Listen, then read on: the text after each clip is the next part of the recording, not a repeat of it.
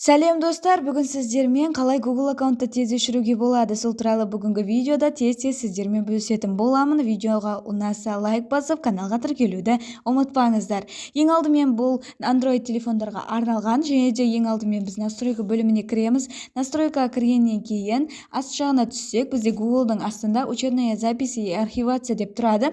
Және де осы жерді басамыз. Және де тағы бір айта кетерлік жағдай, басқа телефондарда, дәл осындай Samsung телефондарда басқаша да жазылып тұрады, оны осы видеоның астына қалдыратын боламын. Учетная записи дегенді басамыз, және де төбеде тұрған учетными записями дегенді басамыз.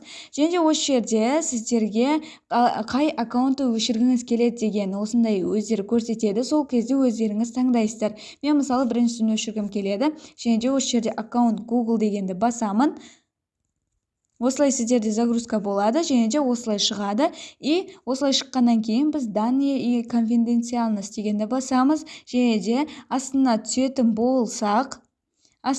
болсақ, бізде удаление аккаунта Google деп тұрады. Осылай шығып тұрады.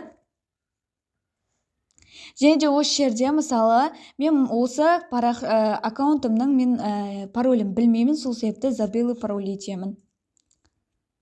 Және де осы жерде продолжить батырмасын басамын. Использовать рисунок. Осылай продолжить деген батырманы басамын. Және менде дәл осылай шығып тұрады. Және де мына жерде осы жерді оқып шықсаңыздар болады. Мына жерде барлық нәрсе, осы аккаунтқа қатысты барлық нәрсе өшірілетін болады.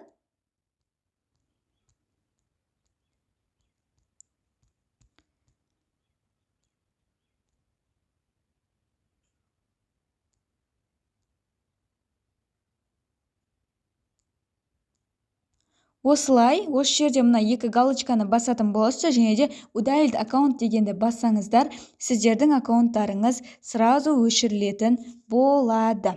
Егер бүгінгі видео сіздерге пайдалы болған болса, видеоға лайк басып, каналға тіркелуді ұмытпаңыздар, себебі бұл канал сіздерге өте пайдасын тигізері анық.